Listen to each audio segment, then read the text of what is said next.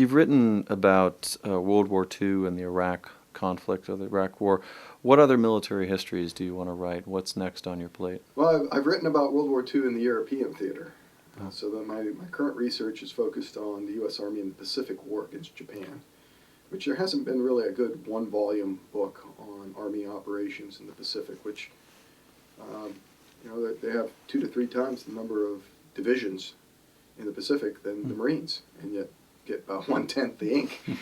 So I'm gonna do that. That'll take a number of years, 4 to 5, I'd say. And then I haven't decided what I'm going to do after that, but I think I need another project after that that's not focused on Iraq. And then the one after that will be back to the Iraq War, and either a look at the surge or maybe a general history of the entire war. The problem with writing about Iraq now is the documents are still classified.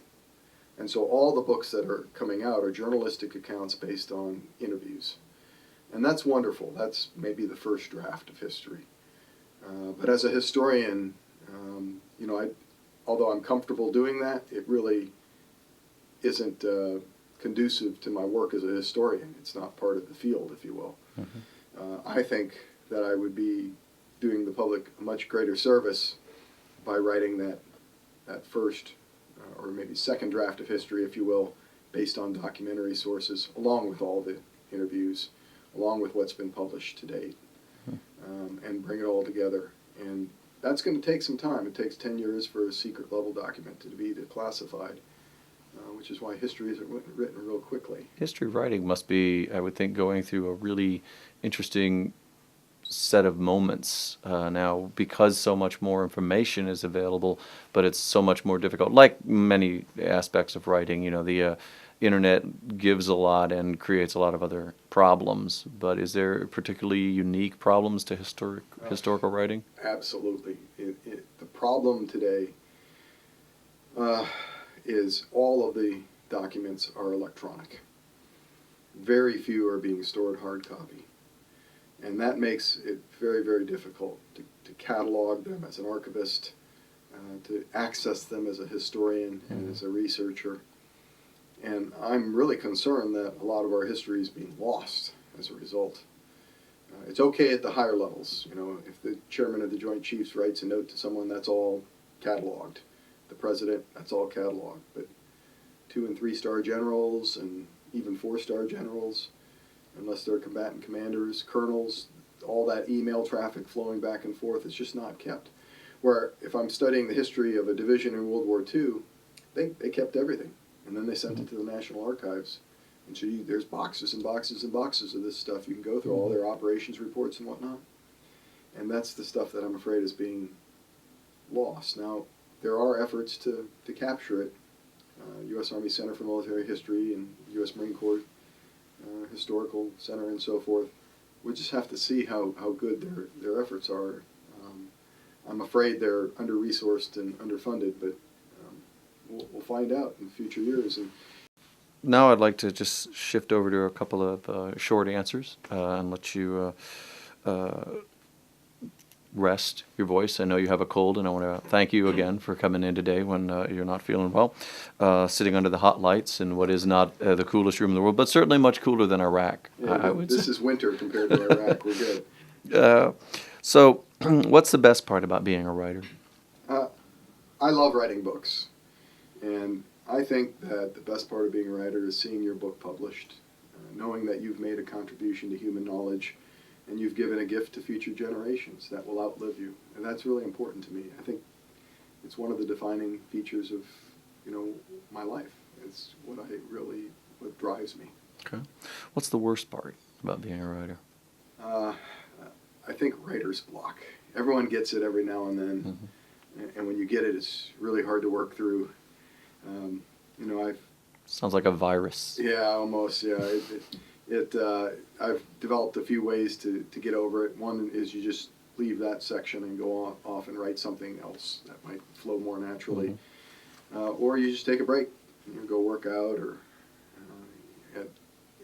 at the farthest extreme, take a vacation, because just sitting there staring at a computer screen for hours isn't going to get it done. Yeah. What's the worst writing job you've had? The one that was the most difficult to face? um, I think that any of the kind of staff writing I had to do as a military officer, especially these large unit training plans, annual training plans and so forth, they're just drudgery. And you dread doing them, and they tend to be book length in their in the amount of material, without any of the kind of intrinsic benefits of having done it at the end. What's the best writing job? Well, again, I think that I don't consider writing a job, for one thing. I up to this point in my life, I didn't get paid to write. Except the staff work I wrote on nights and weekends and in my free time. And family vacations were to places where you could access archives and so forth. So it's more of a pleasure than a job. But again, I very much prefer writing books to articles. I think they're longer lived. There's more of a value, personal value, to see my books on the shelves and see other people reading them. So that would be the best. Okay. Earlier you mentioned military fiction that you were thinking. What other genre haven't you written that you'd like to try? Well, that would be it, historical fiction. Right? I'd love to, say, write a historical fiction book about World War II or something like that. But again, I'd have to really retool my writing style to do it, and I don't see it in the near term. But who knows? Maybe in my retirement years. And I meant historical, not military. Sorry about that. What book is on your nightstand right now? What are you reading? I'm actually doing a review of David Kilcullen's The Accidental Guerrilla, in which he discusses the global war on terror and the strategy behind it, and really what drives various guerrilla groups around the world, various insurgent groups. And he has a very intricate way of parsing out who we're fighting, and I think it's an important book. Difficult to read because he is an academic like me. He has a PhD in anthropology and has been there and done that in terms of counterinsurgency warfare as well. But I'm working my way through it, and I think it's a really important book. So, who's your biggest influence as a writer? Who do you look back to or want to emulate? The man with the red pen, Dr. Williamson Murray. Wick Murray is a good friend, very close friend now, but he was one of my two PhD advisors back from 90 to 92 here at Ohio State. He's no longer at the university. He's in D.C. now, but he really, more than anyone else, taught me how to write well. Okay. And going through 2 years worth of courses with him and suffering through his red pen on your papers time and again, you learn how to wring all the passive voice and dangling participles out of your writing. Okay. What's your secret vice of an author or a genre? What would it surprise people that you read sometimes? I don't know that it would surprise anyone, but I'm a real avid follower of science fiction. Oh, okay. I think Starship Troopers is one. I just listed it in a magazine or a newspaper recently as one of my 5 top books of all time, which I think it is. I love reading, Star Trek novels and whatnot. It's the kind of thing I do to relax. Have you seen the movies for Starship Troopers or Star Trek? Is that something you're also interested in, or are you primarily a reader? Yeah, every one of them. Okay. And some are better than others. I thought, by the way, the very newest Star Trek movie is one of the best. Probably second still to The Wrath of Khan, which is one of my favorites.